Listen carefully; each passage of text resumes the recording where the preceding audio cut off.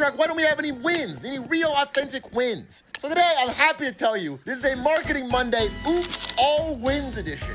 Because we have found a bunch of actually good news happening in the world of marketing and business that you might want to hear about. And all of it at the beginning will center around something very near and dear to my heart. The Federal Trade Commission. Their mission is to protect America's consumers. And if you don't know who they are, that's because for most of your life, they haven't done anything. Until very recently, with the appointment of this woman, Lina Khan. Now, we'll get into a lot more about Lina Khan later, but I want to give you this background. When she joined in 2021, she said, evidence suggests that decades of mergers have been a key driver of weakened competition. Many Americans have lost out with diminished opportunity, higher prices, lower wages, and lagging innovation. And she wanted the FTC to finally step in and do some of what it used to do, which is regulate mergers, break up big consolidated companies, and look out for workers and average people. And some of their first swings were failures.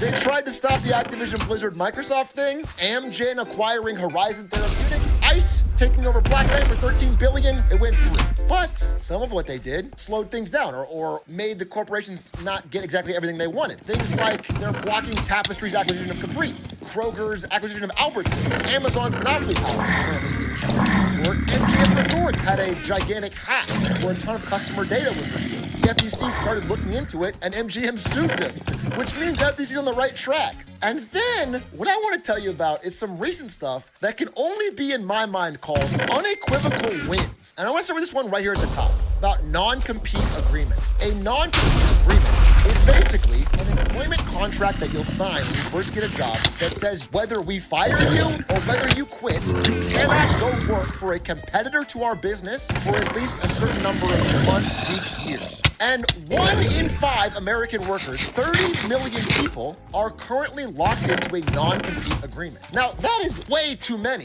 because the original idea for the creation of non-competes was to be for senior level executives who had exclusive proprietary knowledge. If you look at Coca-Cola and you knew the secret formula, you couldn't go quit and work for Pepsi. That was the idea. But instead, they have been used to chain workers to jobs they don't want to be in. They catch millions of workers in the non-compete trap. Let me give you some examples. After 22 years working as a nurse, Laura wanted a change. She had a non-compete in her employment contract that said she couldn't work for any competitor in the healthcare industry